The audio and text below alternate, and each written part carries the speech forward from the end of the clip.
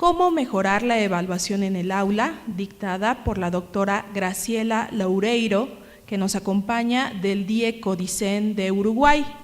La acompaña en la mesa el doctor César Sánchez Olavarría, quien funge como moderador y a quien le cedemos los micrófonos. Muchas gracias.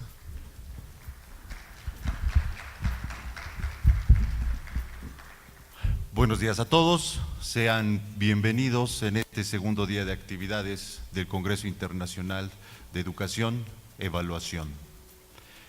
El día de hoy, para dar comienzo a este segundo día de actividades, tenemos la grata presencia de la doctora Graciela Loureiro, por lo cual me voy a permitir platicarles un poquito acerca de las actividades que ella ha realizado. Ella es maestra de educación primaria especializada en evaluación educativa, área en la que trabaja desde hace más de 25 años. En 1994 comenzó a trabajar en la Unidad de Medición de Resultados Educativos de la Administración Nacional de Educación Pública de Uruguay. Entre 2007 y 2013 realizó trabajos de investigación en el Instituto de Evaluación Educativa de la Facultad de Ciencias Humanas en la Universidad Católica de Uruguay. Allí coordinó los estudios La evaluación de aprendizajes en las aulas de primaria de América Latina para el Programa de Promoción de la Reforma Educativa en América Latina, PREAL, y también el registro en video digital de prácticas de enseñanza de la lectura y de la escritura en 5 países de América Latina. Este trabajó para la Organización de Estados Iberoamericanos. Desde 2009 y a la actualidad se desempeña como profesora y tutora del Diploma de Evaluación de Aprendizajes en la Universidad Católica de Uruguay. Fue integrante del panel de expertos en matemática del Segundo Estudio Regional Comparativo y Explicativo. Entre 2006 y 2016 fue representante de Uruguay en las reuniones de coordinadores nacionales del Tercer Estudio Regional Comparativo y Explicativo. Todo esto del Laboratorio Latinoamericano de Evaluación de la Calidad Educativa. Es consultora del Instituto Nacional de Evaluación Educativa, donde realiza trabajos de revisión externa de las actividades de lengua, diseño de pruebas y capacitación de itemólogos. Participó en la elaboración del marco teórico de las pruebas aristas para enseñanza primaria. Actualmente trabaja en la División de Investigación, Evaluación y Estadística, en donde se desempeña como coordinadora del Departamento de Evaluación de Aprendizajes. Esto implica la coordinación entre áreas para la planificación, elaboración, corrección, análisis y devolución de información de las evaluaciones, aprendizajes aplicadas a nivel nacional. Es autora y coautora de varias publicaciones, entre ellas, Cómo mejorar la evaluación en el aula, la cual es un trabajo colaborativo junto con el doctor Pedro Ravela y Beatriz Picaroni. Sin mayor preámbulo, cedemos la palabra a la doctora Graciela Loureiro. Bienvenida, doctora.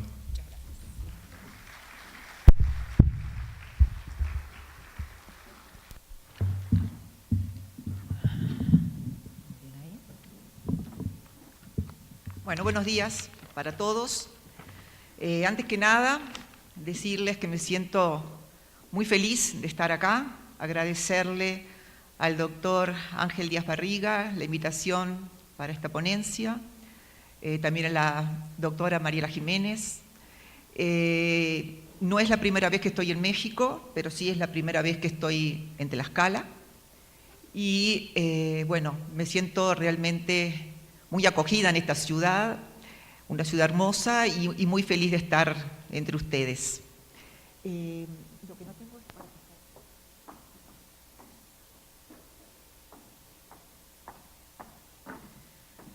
Bueno, hoy para compartir esta mañana, la idea es hablar sobre, primeramente, la evaluación en general, como una tarea cotidiana, transversal, y luego focalizarme más en la parte de la evaluación formativa como puente de unión entre los dos procesos, el de enseñar y el de aprender.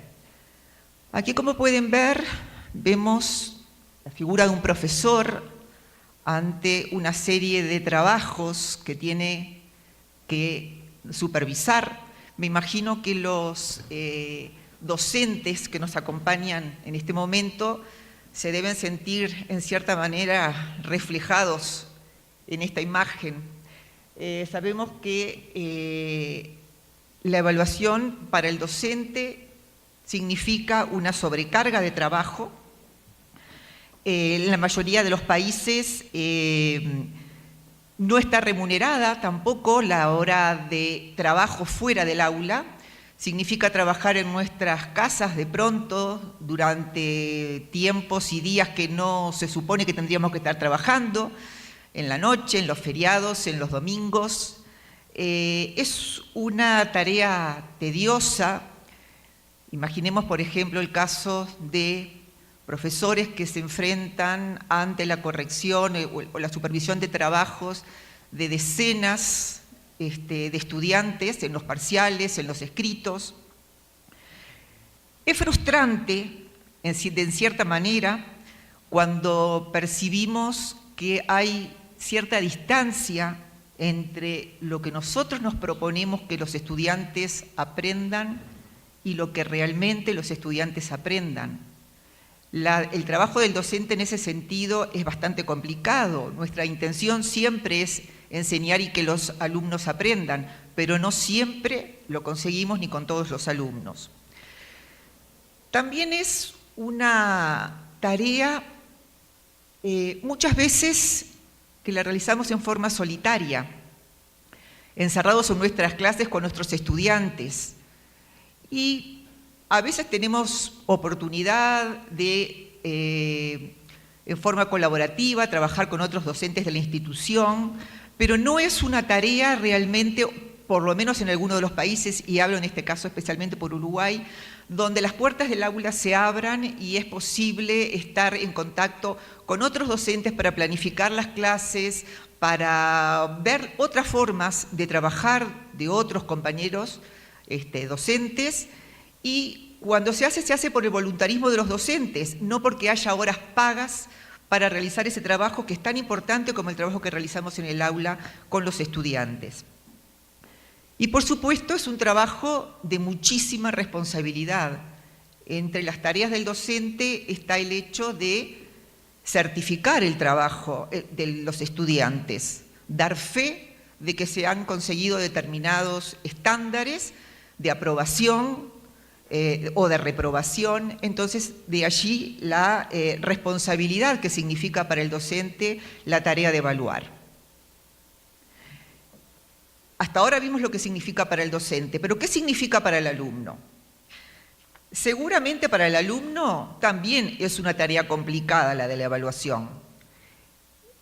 La mayoría de las veces, y aquí está uno de los problemas de la evaluación, que para el alumno la evaluación es sinónimo de nota, es sinónimo de calificación y es sinónimo de frustración, de angustia o de estrés cuando ven que realmente las notas no son lo que ellos esperaban, cuando siempre esperan la nota. Y vamos a ver por qué no debería ser de esta manera.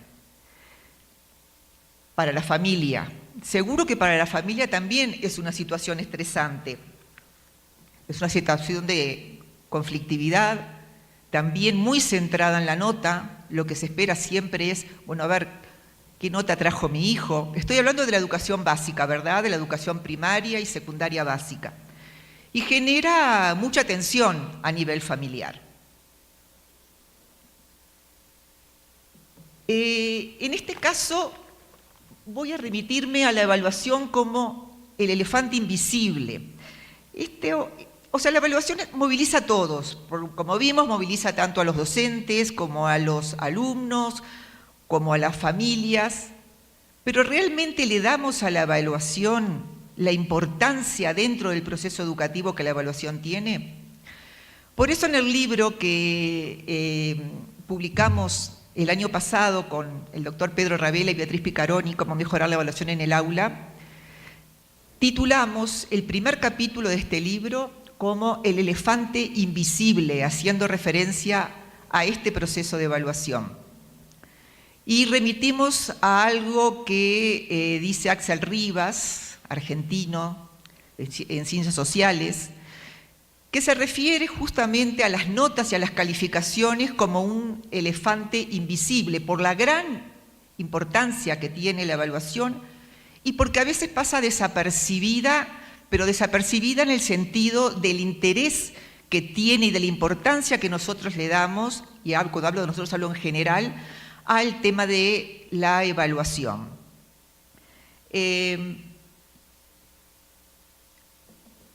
La evaluación en realidad es una transdisciplina, atraviesa todas las formas humanas. Nosotros estamos continuamente evaluando nuestra vida. Y ahora no me estoy refiriendo a la evaluación en el aula, me estoy refiriendo a la evaluación general, a la evaluación que hacemos todos los días. Por ejemplo, cuando seleccionamos un servicio de salud o cuando seleccionamos una casa, cuando estamos en un proceso de alquilar o de comprar una casa o adquirir una prenda de vestir, hasta cuando vamos al mercado a comprar frutas y verduras. Siempre estamos evaluando. Por ejemplo, cuando se trata de un servicio de salud, vemos, bueno, cuáles son los servicios que ofrece, cuál es el plantel médico que tiene cada una de las mutualistas que tenemos para elegir, cuáles son los costos que implican, dónde está ubicada, que no es cosa menor para ver los traslados desde nuestro hogar al servicio que seleccionemos. En el caso, por ejemplo, cuando queremos adquirir una vivienda, nos fijamos en los metros cuadrados que tiene esa vivienda, en el número de dormitorios, en la zona donde está ubicada, también a la orientación para ver el tema de la iluminación y demás. Ante una prenda de vestir, bueno, deseleccionamos el color, el diseño y también el cómo nos queda, ¿verdad? En el caso de las vegetales, de las frutas, bueno, ahí vemos el sabor, el precio, el color. Es decir, que en todas las tareas cotidianas que nosotros estamos viviendo, estamos inmersos diariamente, siempre estamos evaluando con diferentes criterios y a diferentes niveles. ¿Qué hacemos cuando evaluamos? Bueno, primeramente lo que hacemos es recoger información, como en este caso que dijimos, teniendo en cuenta determinados puntos que nos interesan. Y luego, cuando recogimos esa información, lo que hacemos es realizar una valoración de la información que tenemos. Y luego, ¿qué hacemos? Confrontamos esa valoración contra los criterios. Todos tenemos un criterio, por ejemplo, el ideal cuando queremos comprar una casa o cuando queremos, estamos viendo de cómo asociarnos a un servicio de salud. Hay un criterio ideal y confrontamos justamente esa información que recogemos contra ese criterio ideal. Luego llegamos a un juicio de valor. Y ese juicio de valor seguramente sea subjetivo, porque depende mucho de la persona que está haciendo la valoración. ¿Por qué les digo todo esto? Porque también la evaluación que nosotros hacemos en el aula es muy similar a este proceso de evaluación cotidiana que realizamos. Vamos a ver luego cómo juntamos ambas cosas. Ahora ya más focalizando en el tema de la evaluación, yo me quiero referir a la evaluación formativa. Vamos a ver que hay diferentes tipos de evaluación, pero la evaluación formativa como aquella evaluación que tiende puentes entre el aprendizaje y lo que el alumno aprende, es decir, entre la enseñanza y el aprendizaje. Voy a tratar de enfocarme en algunos conceptos básicos, en algunas estrategias para llevarla a cabo y también dar algunas pistas de trabajo. Entonces, primero los voy a invitar a pensar un poco en estas disciplinas deportivas. Ahí lo que vemos es una chica realizando gimnasia artística. y 2 personas realizando salto sincronizado. Entonces, la pregunta que yo les hago acá es, ¿cómo se califica el desempeño en estas disciplinas? ¿Qué función cumple el jurado y qué función cumple el entrenador? Siempre hay un entrenador trabajando con los gimnastas, en este caso, y también un jurado en el caso de las competencias. Entonces, vamos a empezar primero a ver cómo es que evalúa el jurado. Ante una competencia, ustedes saben que hay jurados, 4 o 5 jurados, dependiendo de la competencia. ¿Y cuál es el objetivo del jurado? Bueno, ver el desempeño en esas disciplinas y luego valorar diferentes aspectos de la realización de la actividad. Entonces, por ejemplo, un jurado mira el dominio técnico, en el caso de la gimnasia olímpica, por ejemplo, la elegancia, el ritmo, la postura, la coordinación. Y luego lo que hace es poner nota, puntajes. Bueno, un jurado pone 7,5, 7,8, 6,9, y de esta manera se evalúa el desempeño. El asunto acá es que realmente para poner esa valoración, para adjudicar esos puntajes, se realiza en base a criterios explícitos. Se sabe qué es lo que está valorando el jurado. Y sobre todo, esos criterios explícitos son conocidos por las personas que están desarrollando la actividad. Saben qué es lo que está mirando el jurado para calificarlos. Entonces comencemos a pensar en la actividad docente. Cuando nosotros evaluamos a nuestros alumnos, a ver qué tanto conocen los criterios con los que estamos evaluando. En esta actividad deportiva hay criterios claros. ¿Son totalmente objetivos? ¿A ustedes qué les parece? No tienen 100% de objetividad, aunque haya ya criterios establecidos, ¿verdad? Cuando alguien da un juicio de valor, siempre está atravesada por la subjetividad de la persona que otorga ese puntaje. Pero hay una diferencia entre la subjetividad y la arbitrariedad. Puede ser algo subjetivo, pero no es arbitrario, porque hay criterios conocidos por todos y sobre todo por las personas que están siendo evaluadas. Ahora cambiemos la pregunta. No es cómo evalúa el jurado, sino cómo evalúa el entrenador. Supongamos que el entrenador ve el desempeño del deportista y le adjudica puntajes. Bueno, sí, a ver, 7,4, 3,2. ¿Qué le aporta en el caso del entrenador? ¿Qué le aporta al deportista? ¿Qué le aporta al jurado? ¿Qué le aporta a las personas que están tratando de mejorar su desempeño? ¿Qué les parece a ustedes si el entrenador solamente adjudicara puntajes a los alumnos, a las personas que tiene a su cargo? ¿Ayudaría eso a avanzar en su desempeño? ¿Ayuda cuando el docente solamente otorga una nota a su alumno, a su estudiante? Y no, evidentemente lo que necesita el estudiante de su entrenador es que le dé determinados criterios de evoluciones que lo ayude a avanzar. Por ejemplo, que le digas, bueno, estás entrando fuera de música, los brazos deberías alinearlos mejor con la postura, deberías estar un poco más adelante, un poco más atrás.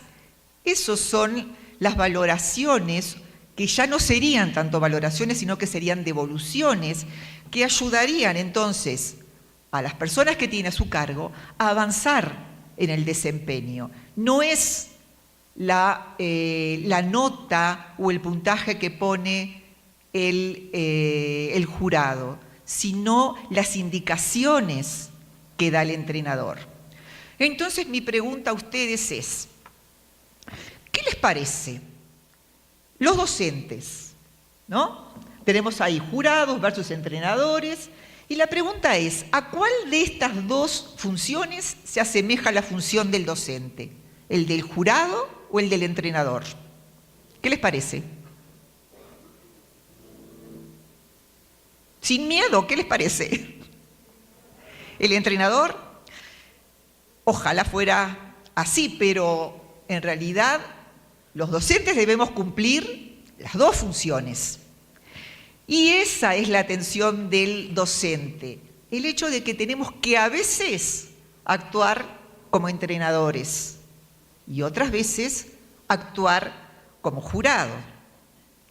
Hay momentos en que no tenemos más remedio que asignar nota, calificar, y hay otras veces que lo que estamos haciendo y lo que necesitan los alumnos es ayudar a avanzar en el aprendizaje, que lo ayudemos a avanzar en el aprendizaje.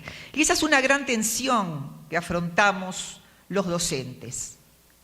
¿Cuándo debemos actuar como entrenadores y cuándo debemos entrar como jurado? Entonces, aquí el gran problema es, ¿realmente nuestros alumnos conocen los criterios con los que nosotros los evaluamos? Como decíamos hoy, estos gimnastas que cuando se presentan ante una competencia saben muy claramente de qué manera van a ser evaluados. Hay criterios claros, transparentes, que evidentemente los ayudan a hacer su mejor desempeño. Esto a veces, no siempre, pero a veces sucede en educación. Sucede en la evaluación que los docentes hacemos en el aula, donde no hay para los alumnos criterios tan claros. Hay cierta opacidad del proceso de evaluación, donde esa misma opacidad es lo que no ayuda a avanzar en el desempeño, en las habilidades, en las competencias. Entonces, Shepard dice que el exceso de calificaciones puede menoscabar la orientación de los estudiantes hacia el aprendizaje. Y luego, tanto en el ámbito social como en el ámbito académico, existe un mandato por lo cual nosotros debemos otorgar una nota. El problema es cuando solamente otorgamos nota, cuando solamente calificamos a nuestros estudiantes. Y les quiero comentar un estudio que se hizo hace unos años en Israel con 3 grupos de estudiantes. En una institución se seleccionaron 3 grupos de 3 docentes diferentes.